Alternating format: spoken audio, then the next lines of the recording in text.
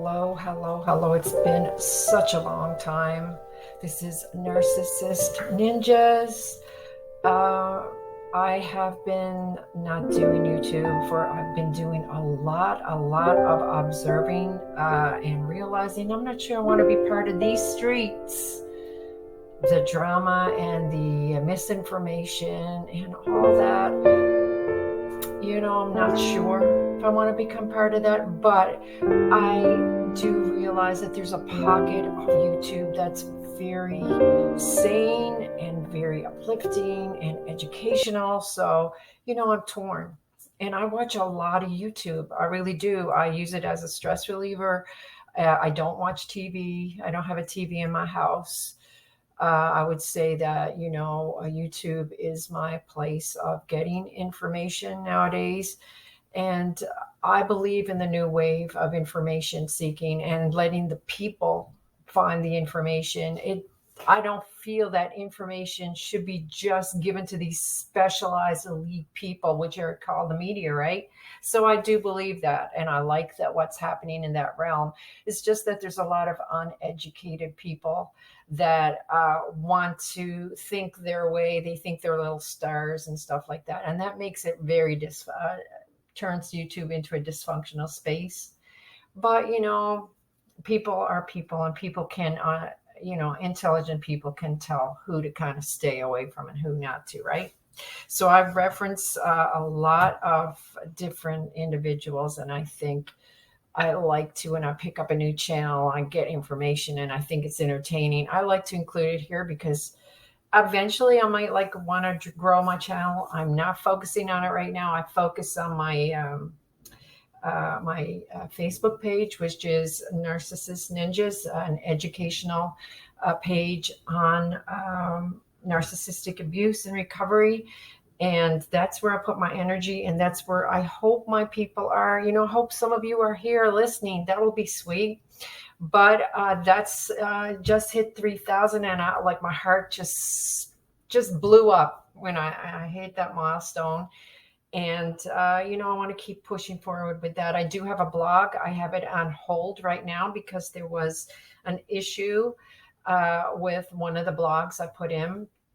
I had to change up some information. I always, when I'm doing my story on my blog, I want to keep it as neutral as possible so that it's non-identifying for the people that have been in my life and different things. And there was something so deeply personal in one of my blogs that I was afraid of.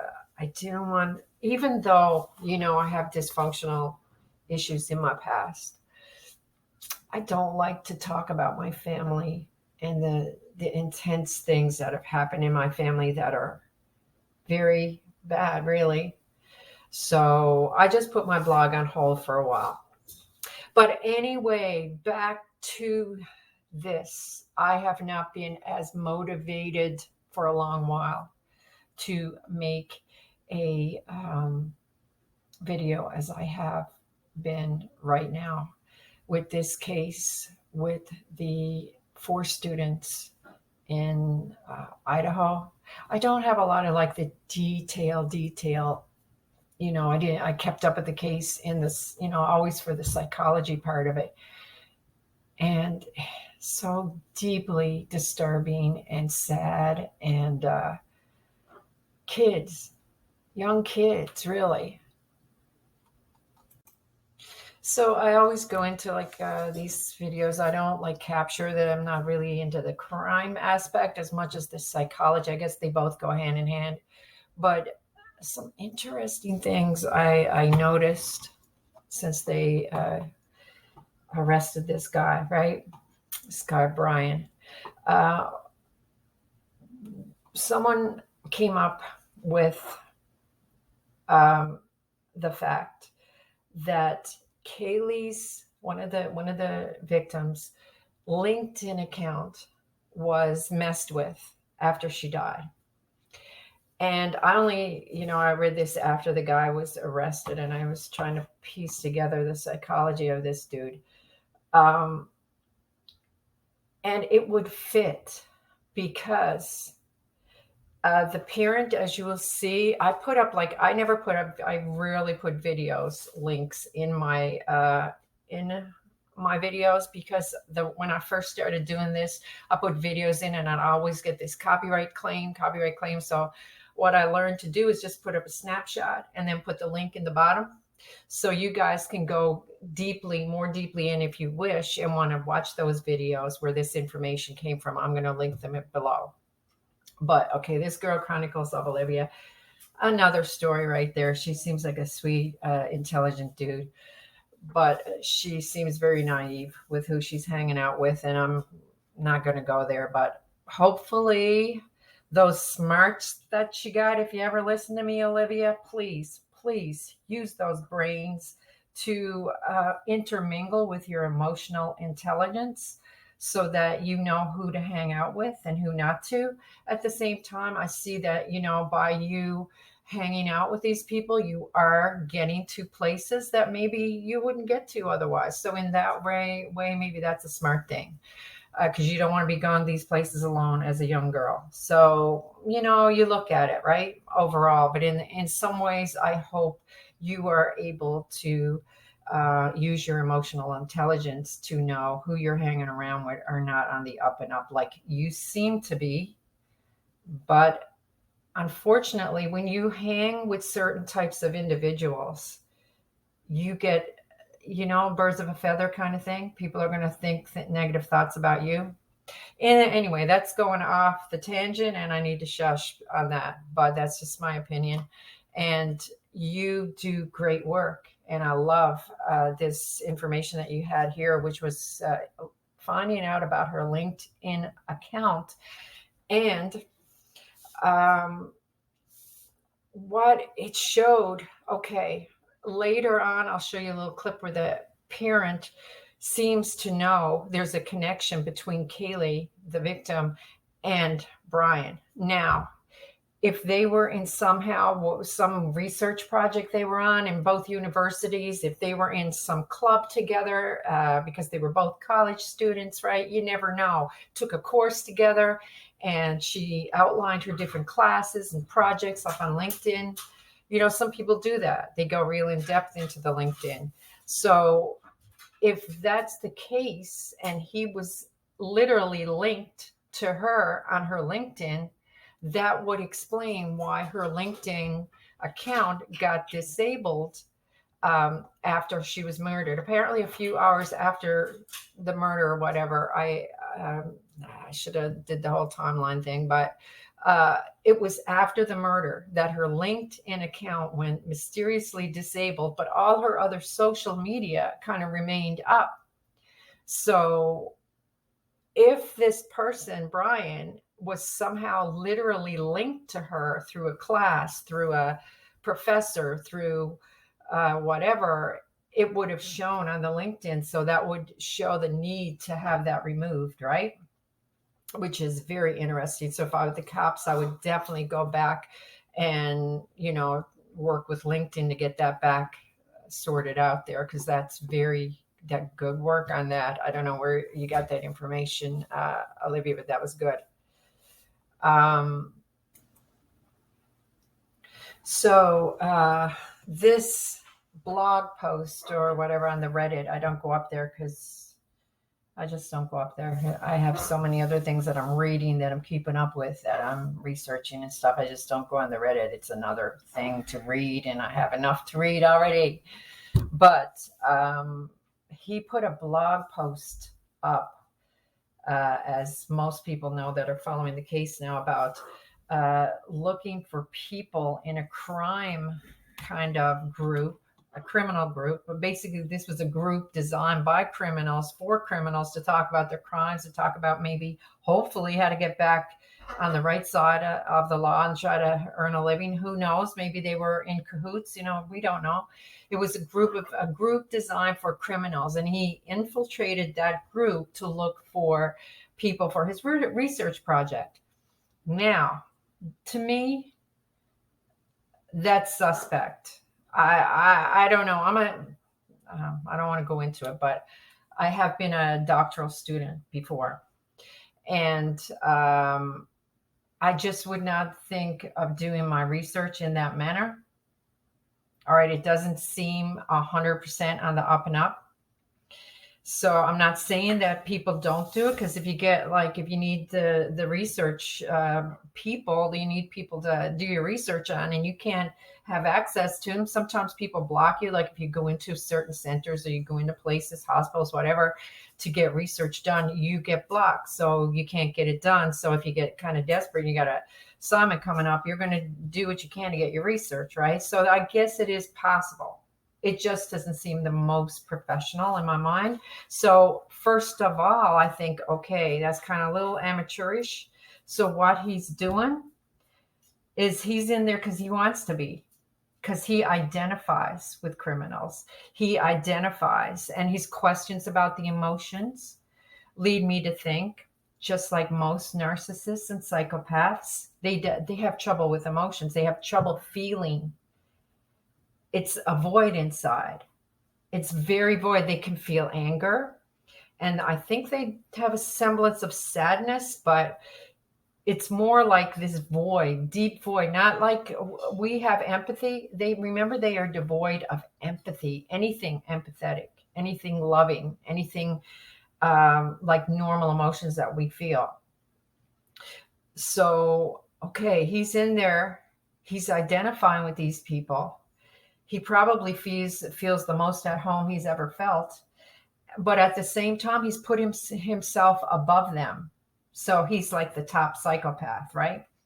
Because he's doing the research and all the other little minions. But let's face it, he was in there to identify, to get maybe information to help him with crimes. So people, okay, he wanted to know people that haven't been caught yet, basically, if they haven't been arrested. So that leads me to think, okay, he wanted to talk to people that committed crimes that were not caught. He wanted to know a little bit of the psychology around there. He wanted to know the emotions, because he's void of emotions. So he wants to know, hey, do they have this rage thing that I have? Whatever, right? So he's identifying with that group, which is very, very psychopathic. Oh my God. It's not surprising when you look at him, when you look at how this is evolving. And we are only on the very early stages, right, of the information coming out. But as we see this connection, it's not surprising, because he is already in a heightened state of psychopathy, and he feels he is better than the other criminals, but yet he identifies with these people. So you can see the twist, the turn, right? And which leads me to my little theory. Ted Bundy. This guy reminds me so much of him. Haven't heard anyone make that connection yet. But I have a feeling if we went through those books that were found in his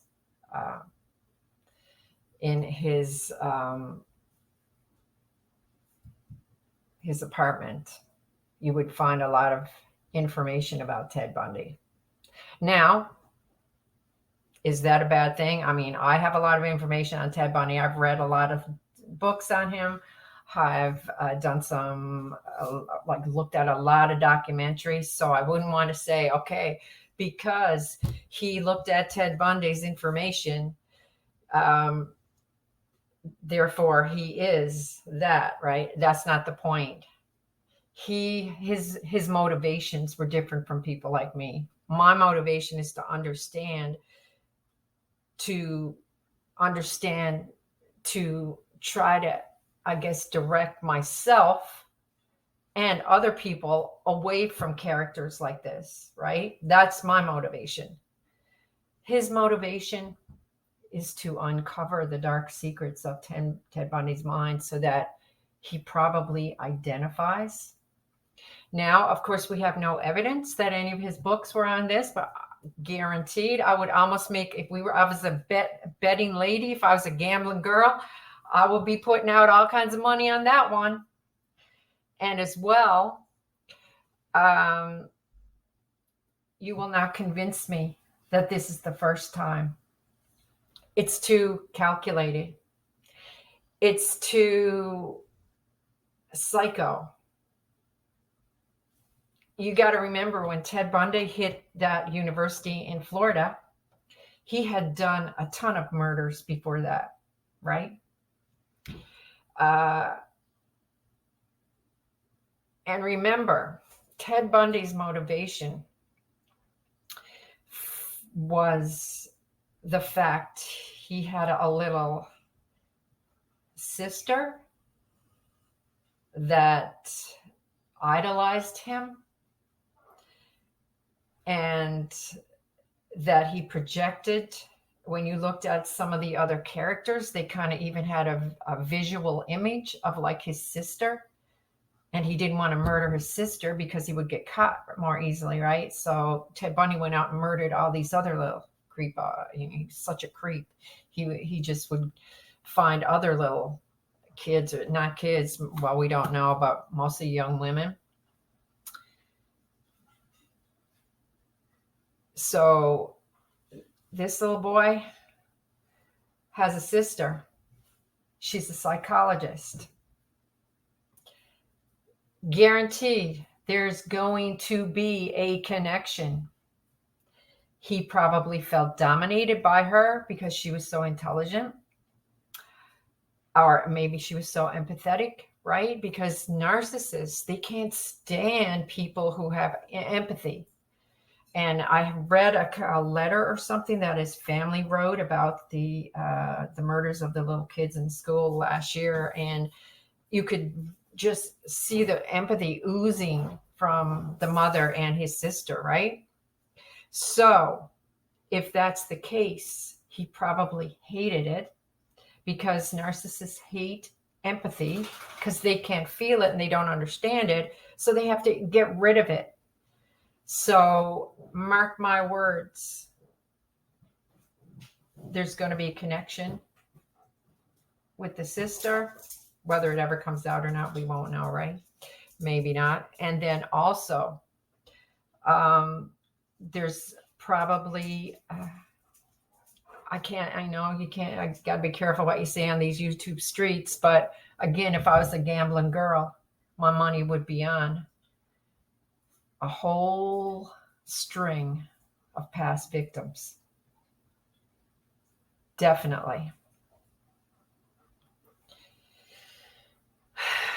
People have to get better at seeing these characters. I mean, can we get better? Or is it always at a cost before it's too late? Are we too permissive? Okay, we let too much go. We let too much weirdness exist. It's frustrating because we want people to be free. We want people to be themselves, be quirky, be different. God knows I'm different. But we have to understand, we have to be able to recognize murderous tendencies. We have to, as a society. It's getting out of hand, people. And look at these children, these poor innocent children. That's what they are to me, because I'm an older person. So to me, when I look at them, I see like, God damn it, they're all, they could be my child. Jesus, is it going to get any better? Is it going to get any better? Or is just this going to continue on and on forevermore? With all our advancements, it doesn't seem to be getting better. Psychos are free to roam the streets just like they always have. Be careful, guys, out there. I know there's a reason why I stay home a lot. Then we're not even safe in our homes, right? Take care, everyone.